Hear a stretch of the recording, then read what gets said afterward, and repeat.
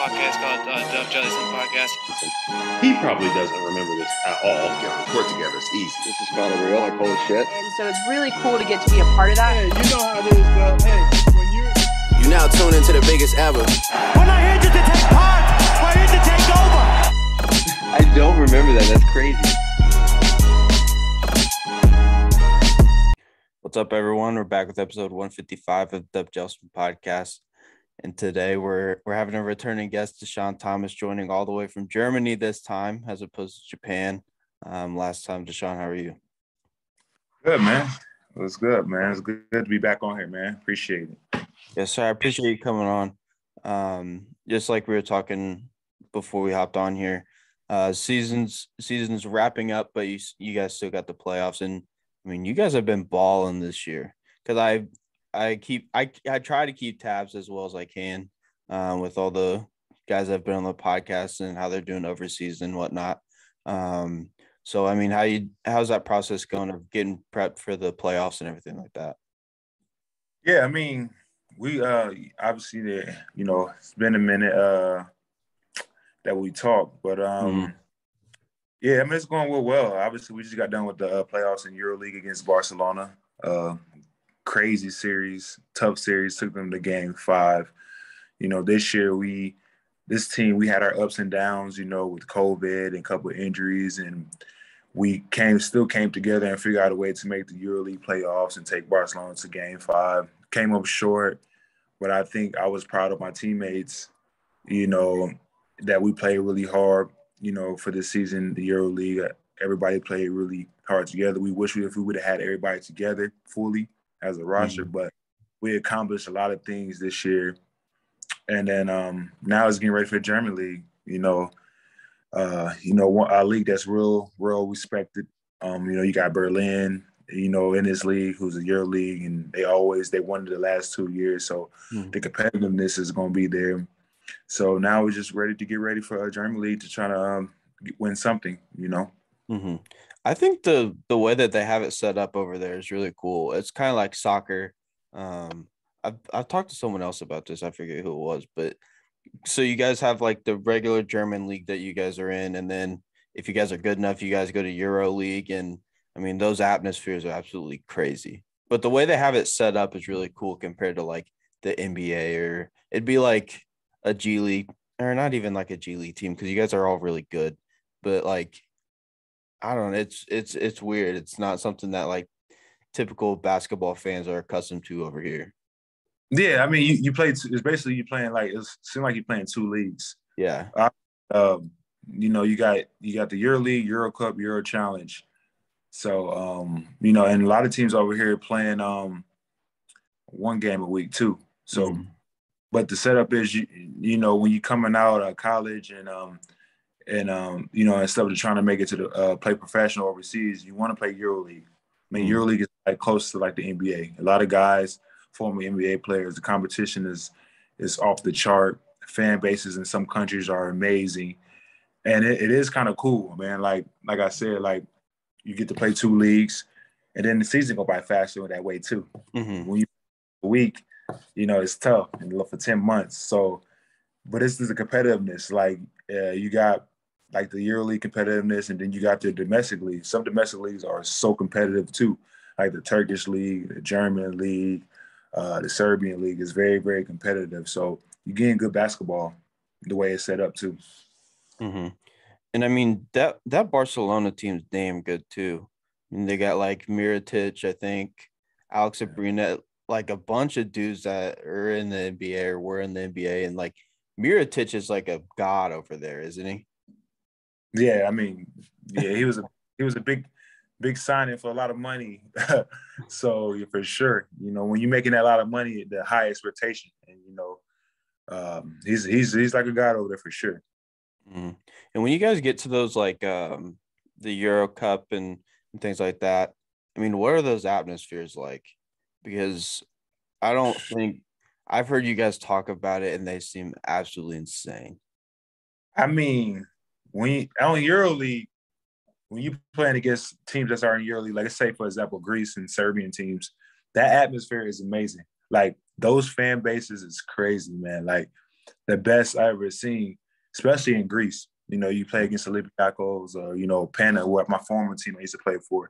The fans are so passionate and like so like just all about the game. It's crazy. I'm pretty sure you've seen just recently, you know, Kevin Durant was at Olympiacos. He was saying like how amazing that atmosphere was and compared to like NBA and, you know, even college. And it's been really amazing for the experience for like what my year is like year 9 for me to you know, experiences in EuroLeague, the fan base, Israel fan base is amazing.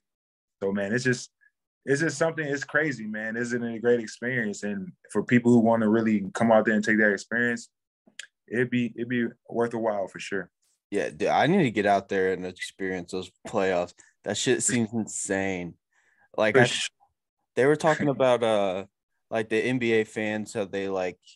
I feel like every postseason we hear about like fans they keep talking shit to the players and the players respond and it becomes this whole thing. But I mean, over there it's completely different. Whole different ball game. Whole different ball game. I'm telling you, it's a whole different ball. It's so passionate, man. You know, you got fans like, you know, throwing stuff at you. You know, certain fans. You know, just it's just the passion for the game, man. There's no rules over there. There's no, unless you probably get caught doing something. But the 9 out of 10 the camera's not catching you.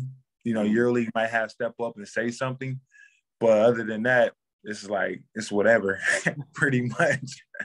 I mean, what's the craziest atmosphere, like things getting thrown on the court that you've been a part of? I think my rookie year, we played Partizan. We went to Partizan, played them in their small gym in Serbia. Man, like that arena was crazy. At some point, I was like, what did I get myself into?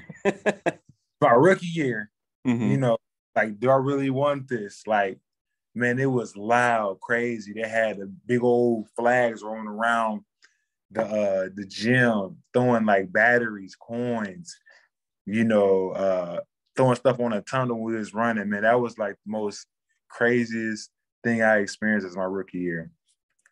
I had Sam Decker on, and he told me that they threw a pipe bomb on the court when he was playing in I think it was Greece.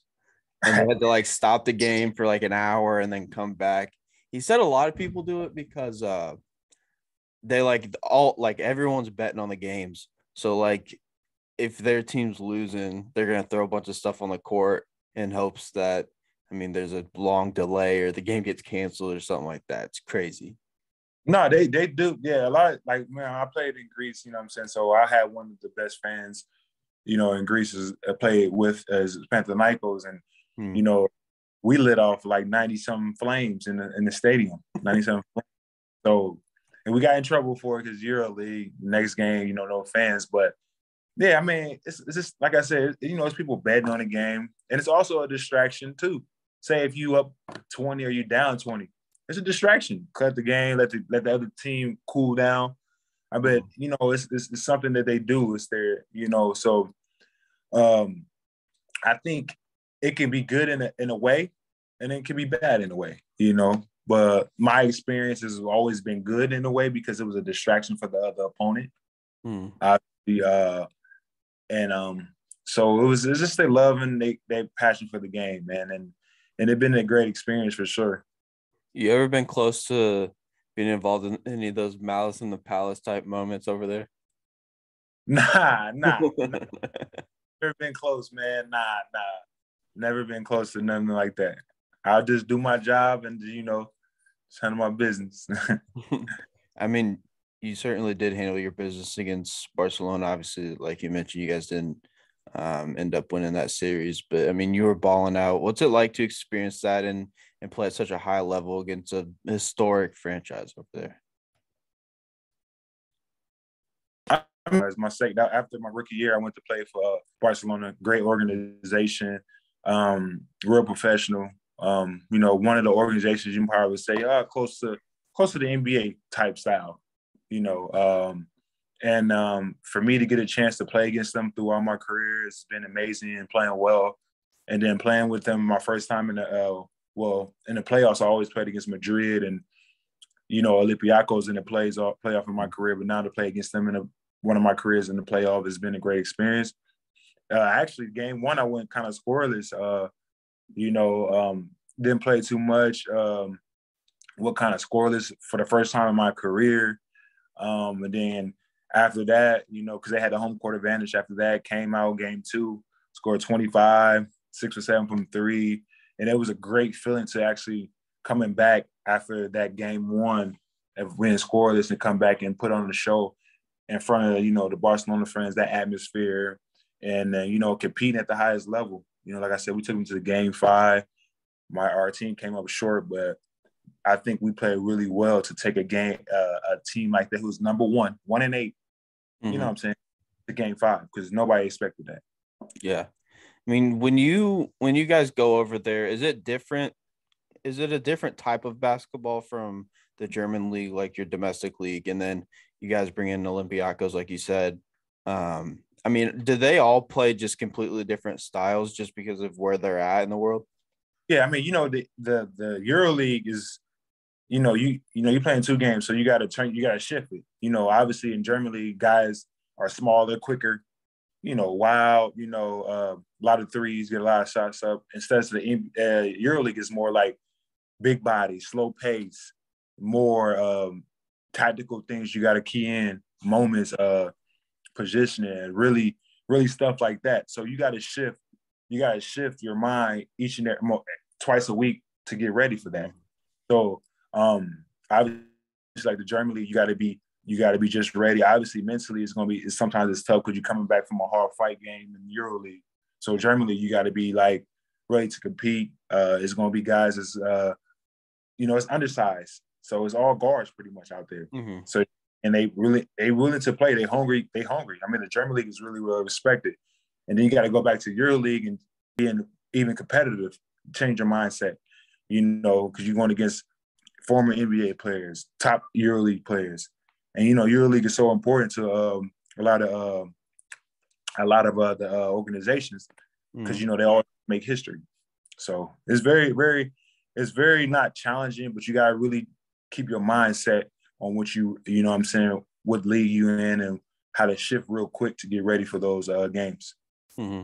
I didn't really think about that, like in terms of you have to completely change your mindset and everything like that. It's like with college basketball, they were talking about, this was just a couple of years ago. They're like, well, this guy's a Big East guard. He's different than a Big Ten guard or what. And I'm like, what the? It's just basketball. But I mean, it's interesting to look at like the different ways and styles and all those different things. Like, obviously, guys play differently. I mean, we all know that. But I mean, the differences in the leagues and how those guys recruit or play it's insane. No, it's very different, man. Like, because like you said, like, the Big Ten is very physical. It's really physical, but it's small ball too. 6'4", 4-man, 6'6", 4-man. Compared, like you said, in the Big East and stuff like that, you got 7-footers. It's very, very different. Like I said, you might like the French league. The French league is probably like one of the most athletic leagues. They run and jump, just jumping everywhere and stuff like that. And then the German league is just a lot of guards, a lot of quick guards, getting your bag, a lot of shooters. So it's very different in a lot of leagues for sure. So then you got to really prepare. You really got to sometimes study, like, okay, how is this league? How is this domestic league? We already know how EuroLeague is. The best players in the world. It's a lot of slow pace, a lot of more controlling, run your system and stuff like that. So it's over there. It's overseas like that too, and it's very surprising to a lot of people for their first when they didn't know that. Mm-hmm. And you mentioned KD going over there to watch. I think it was Mike James, right? Yeah, they real cool. Yeah. Mm-hmm. I mean, what does that do for overseas and kind of keep getting your guys' name out there? Because I think recently with like overseas fits and I forget the other account.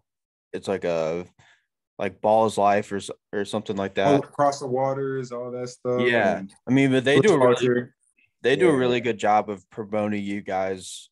I mean, when maybe people over here in the States might not know where you guys are going or how you guys are doing. I mean, do you think that that's just going to help keep blowing up overseas basketball here in the States so it's becoming more normalized?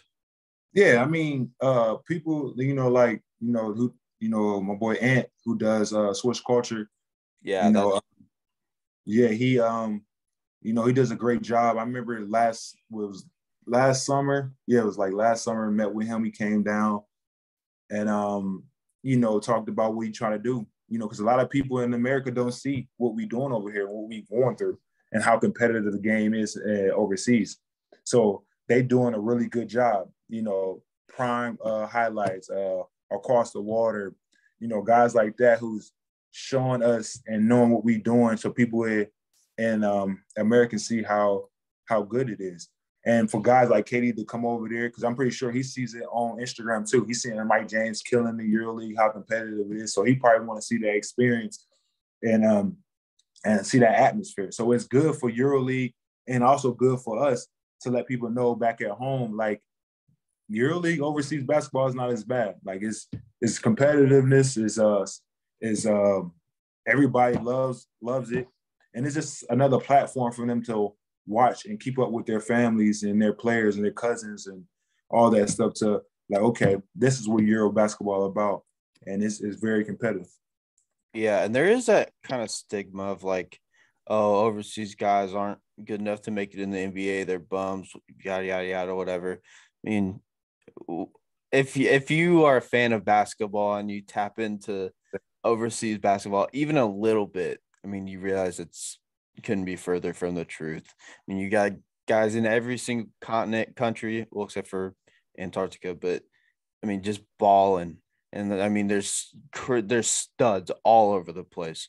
And I don't know. I really do appreciate, or I'm happy for you guys that those accounts and those people are helping give you guys more of a platform, because I mean, overseas basketball is special. I don't know what I've never experienced it. Hopefully I will get to here in the next few years. I can make it out some EuroLeague games maybe, but I mean, it seems awesome. No, it's very awesome, man. I memean, different style, different rules. Mm-hmm. It's fun to it's fun to watch. The competitiveness is like, okay, you see the game NBA to this day now, 145 points. You ain't gonna see that in EuroLeague. So it's gonna mean it's gonna be competitive throughout the 40 something minutes of the game. And so you mentioned on like a lot of Europeans, a lot of ballers over here. I mean, you gotta think about it. The NBA, the league of the NBA right now, besides okay, LeBron, you got Joker, you got Luka, you got Joel, you got the Greek Freak. I mean, sad to say, I don't want to say, but like, I mean, come on, our American boys gotta come on, Jason Tatum, the Joel Morant, gotta hold on, baby, keep it on. A lot of them good Europeans coming over here to the NBA being the face, but nah, I mean, it's all over, man. And Euro basketball is fun to watch, and man, I hope you get the chance to come over there and experience it, because it'd be worth your while for sure.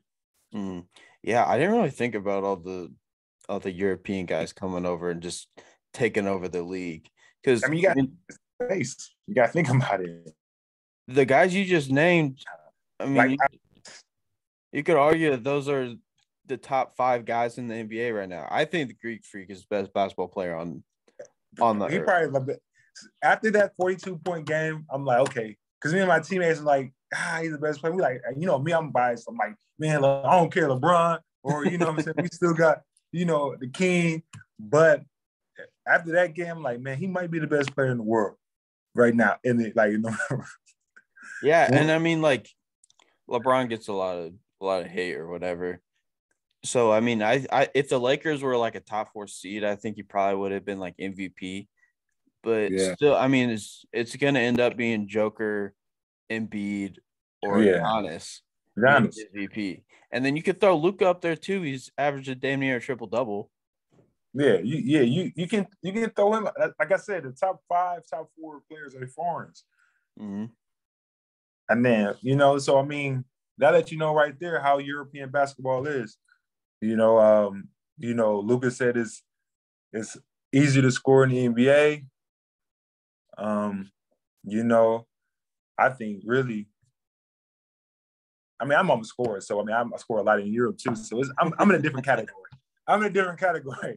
Put me in a different category. I score both. I score in both ways. So, but like you said, it's just amazing how European is it's almost taking over the NBA right now, and man, it's something special.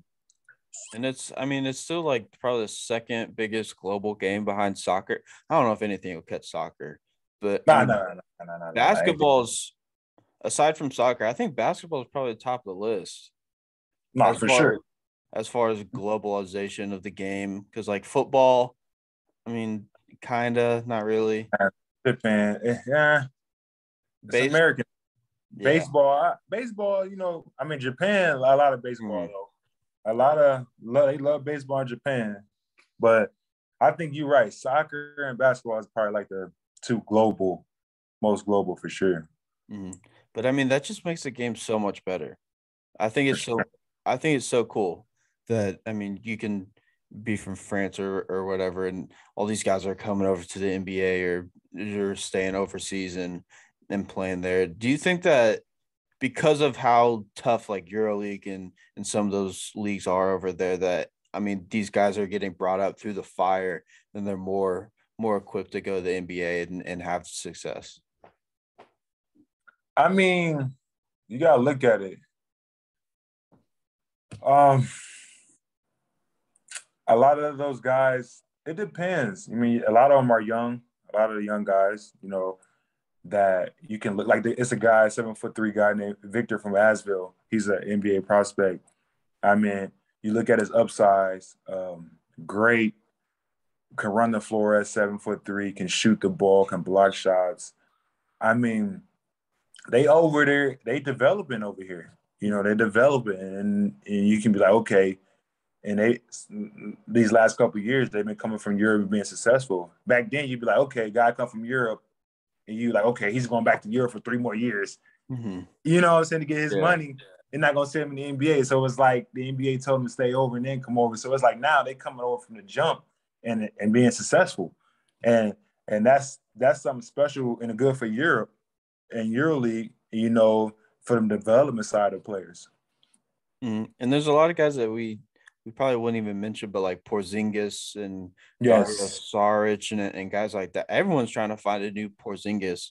That's kind of like the new wave, like the new wave for sure. And this guy Victor is like that. I don't know if you've seen him. Victor from Asheville, he's 7'2", 7'3", body maybe a little bit longer than Porzingis, but shoot the three, and athletic, blocking shots from the baseline, from the 3-point line. So it's like, that can be your next Porzingis right there, Mm-hmm. I think I did see his highlights on Swish Cultures or one of those accounts.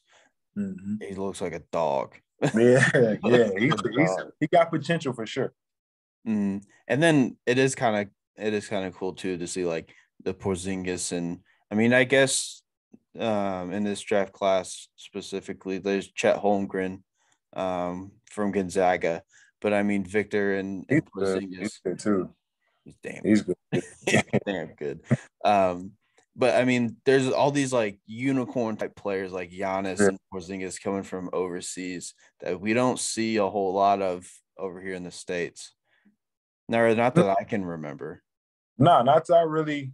A lot of our guys is, you have your big guys, but our guys 6'7". It's small ball now. It's the Draymond era still. Like, Draymond changed the game with the small ball. So it's a lot of 6'7", 6'8" centers, 6'7" forwards switching basketball. But you never, like, I haven't seen, not yet, those unicorn, like you say, type players. It's coming from Europe, like Giannis them in the States. I can't name anyone right now who's, getting recruited or has that next potential. So it's interesting though, because like I was telling you, that shows you the develop over here now in Europe is like getting better and better for players to make that leap to the NBA. No doubt. And I'm glad you brought up Draymond. This is something I was talking about with some friends last week. Do you think Draymond's a Hall of Fame player right now? If he retired right now? We got 3 rings. Defensive Player of the Year, one or twice? So twice. I mean, the numbers and the accolades speaks for itself. And it's all about, all about that. And he has the numbers and he has the Defensive Player of the Years and he got the rings. I mean, if you're going to put a lot of players in there like, Robert Ory, all those type of players, you got to put Draymond in for the success he has. All that is all timing. All that is with timing and he was in the right situation, right time. And the things he did, and like I said, he changed that game with the small ball. I mean, that's one thing, he did, and he was successful at doing it. So I think he's Hall of Fame. The way how guys get in the Hall of Fame now, for sure he's Hall of Fame. Well, yeah. I mean, the only thing that you can knock him for is the scoring averages. Yeah. But I mean, look at Dennis Rodman. Yeah. Dennis Rodman. I mean, come on now. Wasn't known as a scorer, but Hall of Fame. Played with Michael Jordan and Scottie Pippen. Why not just say, okay, Draymond played with Steph Curry, KD, and Clay. Mm-hmm. So Draymond gets so much heat, and people just love to rag on him because he's kind of outspoken and everything, and now he's got the podcast, which is a good listen. But I mean, people disrespect him so much, and they try to act like he's not one of the best players in the league. I mean, perennial all-star, like basically every year if he's not hurt. But I mean, yeah. I mean, you got to think about it. It's where he's a hardworking guy, came from nothing. Yeah, that's the thing. You got to look at it. When a guy comes from nothing and speaks his mind and truth, you got to do nothing but really respect him. You can't knock him. Everybody is trying to want something. Everybody came from the mud, from the dirt, and it's all nothing but love and you got to respect it. It's just love, and he expressing what he wants to express. There's just nothing bad on anything. He's saying what he want to feel, and he letting people know. Like he did this on aggressive grind. This was, what I'm saying. So I'm gonna speak my mind and speak what I know, and you got nothing to do, respect it. Mm-hmm. I don't know. I guess fans don't like it, or I think it's the older fans don't like it when guys are outspoken. Sure. I mean, any athlete, which, I mean, that's what draws me to athletes, them being outspoken, them being personable and showing that emotion. But I don't know. Too many people stuck in their ways. No, for sure. I mean, it's always going to be like that. Everybody's going to have their opinion. Like you said, there's always the older fans. The older fans are saying something, but as an athlete, all you can do is be professional about it. I know it's tough and know it's hard, but as an athlete, I think you just got to be professional, keep moving, and know that your goals and what you want to accomplish. Always speak your mind, speak your truth, but they just talking. Mm-hmm. Have you been keeping tabs on the NBA playoffs? A little bit, yes, a little bit. Like that Golden State series before John went down. I like the Boston series. That's and Giannis. The Dallas tied it up like that series. I mean, Luka is playing amazing. So, yeah, man, it's some great basketball, and it's kind of like good to. It's normally like, okay, you don't see the Lakers. You normally see, what I'm saying? Mm-hmm. Now it's like, shoot, Boston can win it. I mean, Giannis can win it again. Like different teams. It's like different teams are, competing. You usually seeing all the same, back then you see the Spurs, all that stuff. But now it's multiple different teams. And the young guys are really, they hooping. They hooping. Mm-hmm. Yeah, it is. This is more wide open than I can remember it in the past, 10 years? LeBron went to the finals 10 straight years. Yeah, and it's like it's really competitive though. Like, you got your sweeps, you know what I'm saying? You got your, LeBron them sweeping Toronto, all that. Now it's just like everybody's like it's 2-2, it's tied, it's good basketball. It's really competitive basketball for sure. And then you got Sixers and Raptors. That's a good series too. Sixers in Miami. Yes, Miami. Yeah. Oh, That's Miami. Sorry. Yeah, great series. Embiid came back, and they just tied the series, I think. So, man, it's good basketball, man. It's what everybody want to see. Great basketball for sure. Yeah, no doubt. I'm kind of pulling for the Celtics. I'd like to see Tatum get one. And Brad Stevens, he's an Indiana guy. Yeah. I mean, the young guys are hungry. They play great defense. I mean, they probably like the best switching defense in the league for sure. And I'm anxious to see. I wouldn't be mad if they got one for sure. Mm-hmm. Well, then I would also like to see Chris Paul get one because I think he gets disrespected too much. He's a Hall of Fame, one of the best point guards in his NBA history for sure. I think in my eyes, top 3. But for sure. You got to put like Stockton up there. You got to put Stockton. You got to put Steph Curry in his own lane. You got to put Magic, Stockton, and Chris Paul. Yeah, no doubt. I mean, you can take IT. You put Isaiah Thomas in there too. 4. Yeah. I don't know if you saw it, but JJ Redick and Mad Dog Russo were going out on First Take because Mad Dog said that Bob Cousy was a better point guard, and JJ was like, he was getting guarded by firemen and yeah. But JJ got a point though. You can't really compare. You can't do that. You can't. Come on now. Compared to guards nowadays. Come on. Dude, back then, do you see some of the dudes that were playing? Like, have you ever watched those highlights? Yes. I don't know who they. Bro, you would drop 50 a game. For sure. It wouldn't even be fair. The game changed. Different eras. Like back then, I think Chris Paul would average 40 or 30 back in those days. You know what I'm saying? Just got to be. It's different. It's different. It's just different. Different eras, man. That's one thing you got to say. There's always saying everybody gonna have a knock on a player or somebody. It's just different eras, man. Different times. Now the game is more points. Mm-hmm. Back then it was what 76. 60-something, come on, 80-something, come on. It was like some Big Ten games. Yeah. But even the Big Ten. Like us versus Wisconsin. That game going to be 40, 42 to 45. That's like Virginia. Virginia scores like 40, 50 a game. It's crazy. And they're still good. Like, they're still a phenomenal program. For sure. But, yeah, I mean – I'm not the biggest NBA guy. But yeah, I mean, the league's in a phenomenal place now, even without LeBron in the playoffs, which as crazy as it sounds. I mean, they're still getting top viewership or whatever and having views. I mean, you got to think about it. It's like LeBron's LeBron, but it's getting top for sure. Like most views for sure. I mean, and it's great basketball, man. It just, like I said, you got the Europeans doing their thing. You got you got Chris Paul doing his thing, Devin Booker. These young guys are going to be the face of the NBA for a long time. So, and I think the views really up there for sure. Even though the King's not there, everybody wish the King was still in there playing the playoffs, but they holding it down for him. I know LeBron's your guy.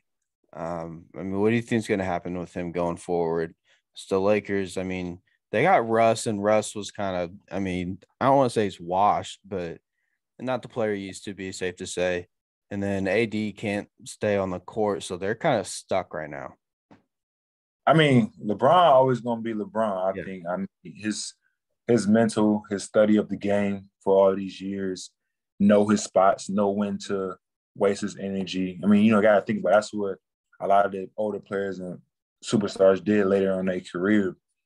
Kobe went hard. He was, he was injured, but Kobe picked his spots a lot on the court and know when to waste his energies and stuff like that. LeBron gonna do what he do. AD, he's just got to stay healthy, man. He's one of the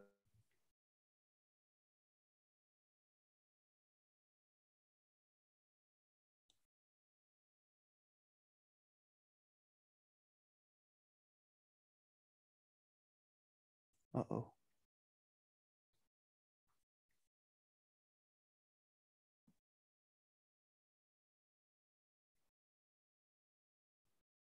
The superstars, one of the you don't want to go down as always being hurt. A lot of expectations, stuff like that with Westbrook. I think Westbrook still has a lot in his tank. I just feel like he just got to clear his mind and just be him, and don't worry about the outside distractions and stuff like that. Sorry. They need to pick up some pieces, though. Some young guys for sure. Yeah. Sorry, you skipped out there for a second, so if I gave you a goofy face, that was why. But yeah, I mean, you look at the guys they traded for AD and Russ. I mean, I think LeBron could compete with the championship with those guys too. But also it's a lot of you gotta look at this league now. It's them boys running. Mm-hmm. You gotta understand. Melo is my guy. He's he's one of my favorite players. But they had a lot of old guys. You can see it in the game. A lot of them guys, the teams they played this year, they ran them out the gym. They were just too young and athletic. And I think if they using up the roster just a little bit around LeBron, it can help. So because it can be days LeBron can take off. On Westbrook, you know what I'm saying? The young guys can, do their thing, or it could be vice versa for both, or AD, So I think if they get enough young core pieces, especially the game is young right now and it's up in this fast pace, I think they'd be fine. Mm-hmm. And I mean, they lost guys like Alex Caruso and which that was a big mistake, I think. Yeah. defensively doing everything. He's the glue guy. He's the Aaron Craft. Mm-hmm. So I think for sure. And I would say, Kuzma, but they got rid of a lot of those young guys who go hard, Harold and stuff like that, which they didn't have. Mm-hmm. And they also lost like Lonzo and Ingram now. Yeah. Lonzo jumper getting better. Ingram playing had a great career, had a great year. Mm-hmm. But to get LeBron though, you gotta get some Legit. to make them happy. Oh,